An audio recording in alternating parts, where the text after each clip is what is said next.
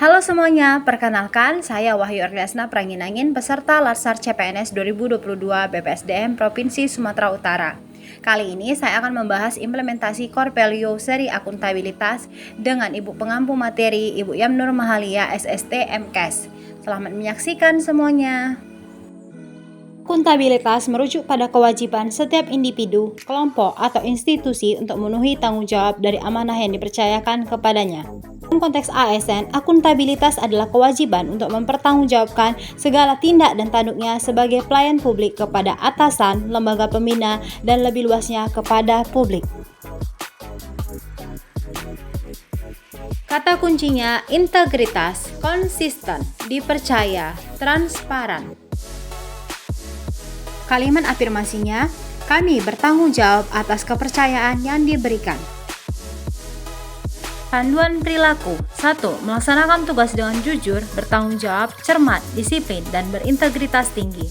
Kedua, menggunakan kekayaan dan barang milik negara secara bertanggung jawab, efektif, dan efisien. Ketiga, tidak menyalahgunakan kewenangan jabatan. Mengapa akuntabilitas penting? Menurut Bopens, fungsi akuntabilitas yakni untuk menyediakan kontrol demokrasi atau peran demokrasi, untuk mencegah korupsi dan penyalahgunaan kekuasaan atau peran konstitusional, untuk meningkatkan efisiensi dan efektivitas peran belajar. Aspek-aspek akuntabilitas. Pertama, akuntabilitas adalah hubungan. Kedua, akuntabilitas berorientasi pada hasil. Ketiga, akuntabilitas membutuhkan laporan. Keempat, akuntabilitas memerlukan konsekuensi. Kelima, akuntabilitas memperbaiki kinerja. Tingkatan akuntabilitas. Pertama, akuntabilitas personal, yakni mengacu pada nilai-nilai yang ada pada diri saya, seperti moral, etika, dan kejujuran. Kedua, akuntabilitas individu, yakni mengacu pada hubungan saya dengan instansi saya Dinas Perpustakaan Kota Tebing Tinggi, dan saya memunculkan pertanyaan, yakni apa yang akan saya lakukan untuk membuat instansi saya jauh lebih baik. Ketiga, akuntabilitas kelompok, yakni dalam hal ini tidak ada istilah saya, tetapi ada kami. Contohnya, hasil kerja Dinas Perpustakaan Kota Tebing Tinggi. Keempat, akuntabilitas organisasi, yakni mengacu pada hasil pelaporan kinerja yang telah dicapai baik pelaporan individu maupun organisasi. Kelima, akuntabilitas stakeholder, yakni mengacu pada tanggung jawab organisasi untuk mewujudkan pelayanan dan kinerja yang adil. Mekanisme akuntabilitas terdiri dari 4 dimensi. 1. Akuntabilitas dan kejujuran hukum. Kedua, akuntabilitas proses. Ketiga, akuntabilitas program. Dan keempat, akuntabilitas kebijakan. Mekanisme akuntabilitas birokrasi Indonesia. 1. Perencanaan strategis. Kedua, kontrak kerja. Ketiga, laporan kinerja. Untuk menciptakan lingkungan kerja yang akuntabel, yakni melalui 1. Kepemimpinan, kedua transparansi, ketiga integritas, keempat tanggung jawab, kelima keadilan, keenam kepercayaan, ketujuh keseimbangan, kedelapan kejelasan, dan kesembilan konsistensi. Langkah yang harus dilakukan dalam membuat framework akuntabilitas di lingkungan kerja PNS. 1. Menentukan tujuan yang ingin dicapai dan tanggung jawab yang harus dilakukan. Kedua, melakukan perencanaan atas apa yang perlu dilakukan untuk mencapai tujuan. Ketiga, melakukan implementasi dan memantau kemajuan yang sudah dicapai. Keempat, memberikan laporan hasil secara lengkap, mudah dipahami, dan tepat waktu. Kelima, melakukan evaluasi hasil dan menyediakan masukan atau feedback untuk memperbaiki kinerja yang telah dilakukan melalui kegiatan-kegiatan yang bersifat konkret. Amanah seorang ASN menurut Surat Edaran Menpan RB nomor 20 tahun 2021 adalah menjamin terwujudnya core value berakhlak. Dalam konteks akuntabilitas, perilaku tersebut yakni melalui 1. Kemampuan melaksanakan tugas dengan jujur, bertanggung jawab, cermat, disiplin, dan berintegritas tinggi. Kedua, kemampuan menggunakan kekayaan dan barang milik negara secara bertanggung jawab, efektif, dan efisien. Ketiga, kemampuan menggunakan kewenangan jabatannya dengan berintegritas tinggi. Integritas dan anti korupsi. Integritas adalah salah satu pilar terpenting dalam pemberantasan korupsi.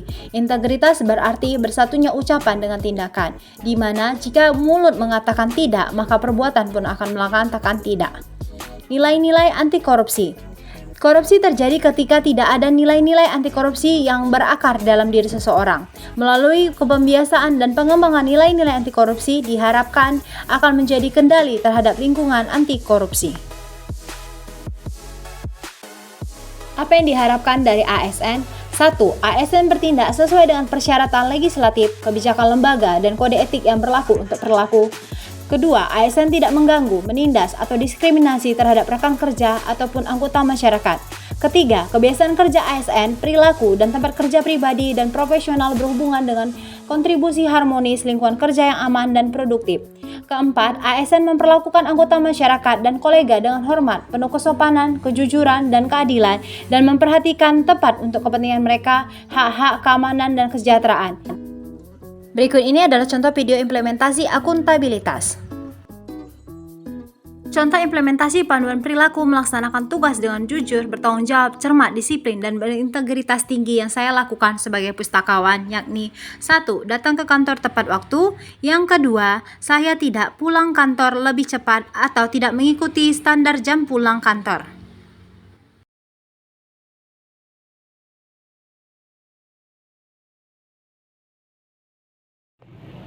Yang ketiga, saya tidak menunda untuk menuntaskan pekerjaan jika memang saya mampu dan saya memiliki cukup waktu.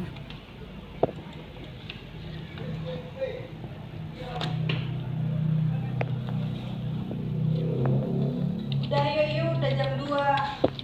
Aduh Kak, tanggung loh, banyak lagi nih buku. Ini enggaknya tambah TPP itu kalau dikerjakan semua. Sayang loh Kak nih, biar bisa cepat siap, biar nambah lagi buku yang lain.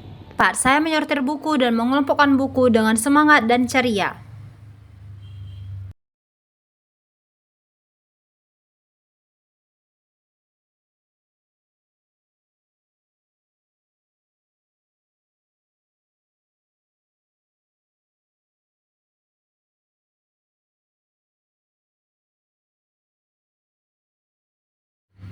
Kelima, saya mendistribusikan buku kerak yang sesuai, menyusun buku kerak dengan penuh semangat setiap harinya.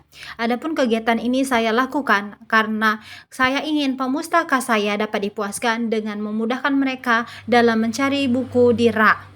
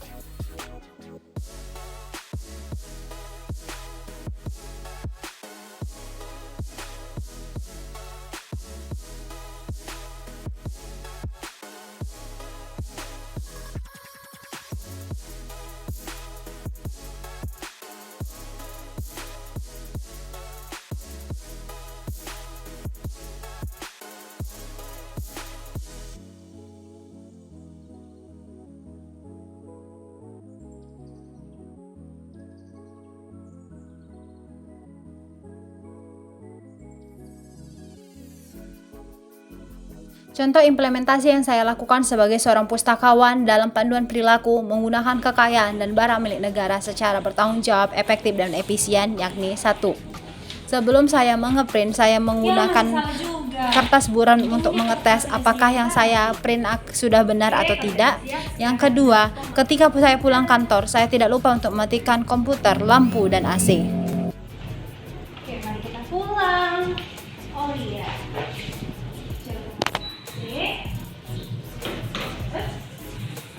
Mari kita matikan lampu.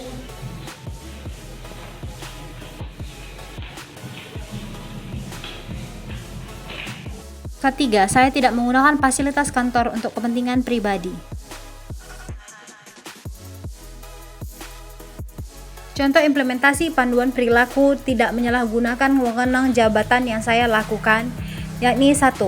Tetap mengikuti SOP peminjaman buku sebanyak 2 buah, meskipun ada pemustaka atau orang yang saya kenal mengajukan permohonan untuk menambah koleksi. Yang kedua, saya tidak melakukan penipuan kepada pemustaka dengan mengatakan adanya sistem denda. Padahal di kantor saya tidak adanya sistem denda atas keterlambatan buku, karena yang ada hanyalah sistem mengskor atau memberikan sanksi berupa pemustaka tidak dapat meminjam sesuai dengan jadwal keterlambatannya. Dan yang ketiga adalah tidak menerima korupsi atau gratifikasi yang diberikan pemustaka untuk melancarkan agar dia tidak menerima scoring yang kami berikan.